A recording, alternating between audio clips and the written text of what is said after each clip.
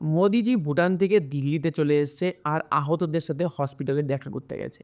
আর কাল থেকেই একটা নিউজ খুব বেশি ভাইরাল হচ্ছে যে ইন্ডিয়াতে এরকম একটা টেরর অ্যাটাক হয়েছে। তারপরেও মোদিজি কেন ভুটানে গেল? ভুটানের কিংসের 70th বার্থডে সেলিব্রেট করতে। আর হাইড্রো পাওয়ার প্রজেক্টের কথা বলি, সেটা তো যে কেউ গিয়ে ইনোগ্রেট করতে পারতো।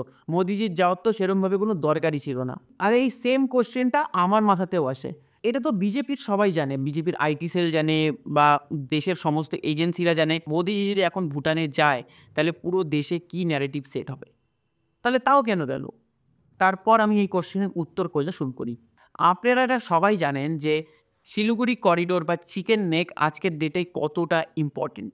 আর এই চিকেন নেক বা শিলিগুড়ি করিডোরের থেকে 63 কিলোমিটার দূরে আছে ভুটানের ডোকলাম। দেখুন, ভুটানের ওয়েস্ট এরিয়া এইদিকে, ইস্ট এরিয়া এইদিকে। আর চায়না কি করেছে? ভুটানের ইস্ট এরিয়ার কিছু জায়গা চায়না ক্যাপচার করেছে। আর চায়না ভুটানকে বলছে যে আমরা এটা ক্যাপচার করিনি, আপনাদের যখন লাগবে তখন আমরা দিয়ে দেবো, কিন্তু আপনাদের ওয়েস্ট এরিয়ার ডোকলাম যে জায়গাটা আছে ওইখানকার একটা পয়েন্ট চায়নাকে দিয়ে দেওয়া হোক। আর এই পয়েন্ট যদি চায়না পেয়ে যায় তাহলে শিলিগুড়ি করিডোর বা চিকেন নেক চায়নার হাতে চলে আসবে। তো সেই কারণে আমাদেরকে এটা সিকিউর করা বেশি ইম্পর্টেন্ট।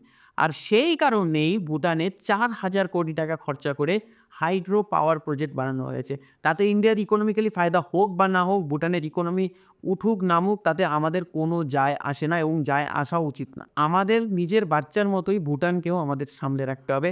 কারণ এটা একদমই বলা যাবে না যে ভুটান যদি এখানে থাকে বাংলাদেশ এখানে থাকবে। তো ভুটান যাতে আমাদের হাত থেকে 1 ইঞ্চিও না বেরোতে পারে।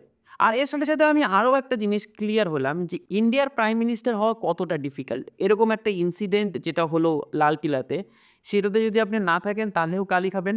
আর যদি ভুটানের মতো জায়গাতে যদি না পৌঁছান তাহলে দেশের জন্য অনেক বড় ক্ষতি। তো আপনি যাই করবেন গালি তো আপনি খাবেনই। আর এরকম জিও পলিটিক্যাল কন্টেন্ট দেখতে হলে সাবস্ক্রাইব করুন ব্ল্যাক ডায়েরিকে।